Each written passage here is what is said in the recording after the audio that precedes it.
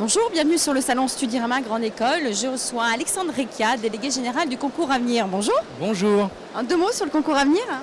Le concours Avenir est aujourd'hui le concours incontournable pour les candidats non seulement de terminale mais également déjà en études supérieures pour postuler dans des écoles d'ingénieurs qu'ils composent. Alors de qui parle-t-on? On parle de l'ECE à Paris, on parle de l'EXI à La Rochelle, on parle également de l'EISTI qui a deux campus, l'un à Cergy-Pontoise, l'autre à Pau, on parle de l'EPF qui elle a trois campus, l'un à Sceaux, l'un à Troyes et l'autre à Montpellier.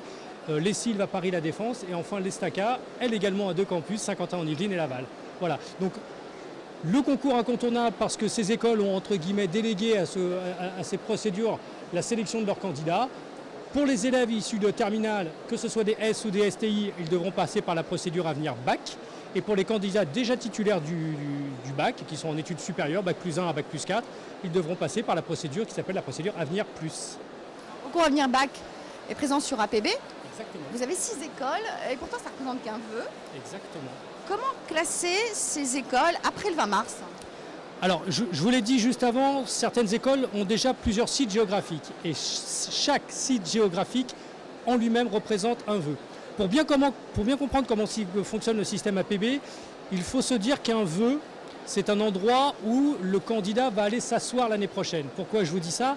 Parce que le candidat ne va pas aller s'asseoir au concours à venir l'année prochaine, il va aller s'asseoir dans l'une des écoles qui l'intéressent. D'accord? Donc, nos 6 écoles étant présentes sur 10 campus, l'ensemble du concours présente aujourd'hui 10 vœux distincts.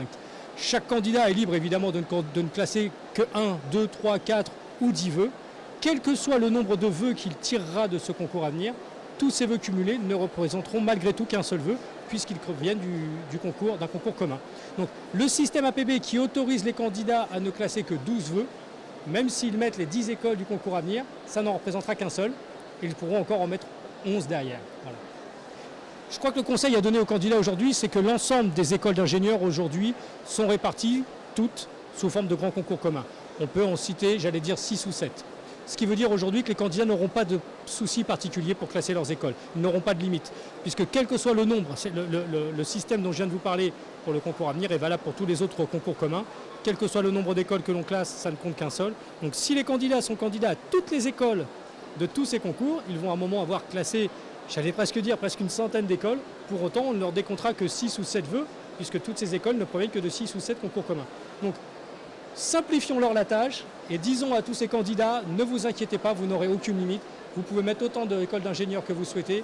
Jamais vous n'atteindrez la limite autorisée par le portail admission post-bac. Il n'empêche qu'il faut quand même les classer. Exactement, il faut les classer par ordre hiérarchique, par ordre de préférence. Le premier conseil à leur donner, c'est surtout de ne mettre aucune stratégie en place, de classer en 1 l'école qui les intéresse le plus. S'ils n'ont pas cette école-là, mettre en 2 celle qui les intéresse juste un petit peu moins, etc., etc., sans prendre en compte la moindre stratégie quant à leur potentielle chance d'être admis dans telle ou telle école.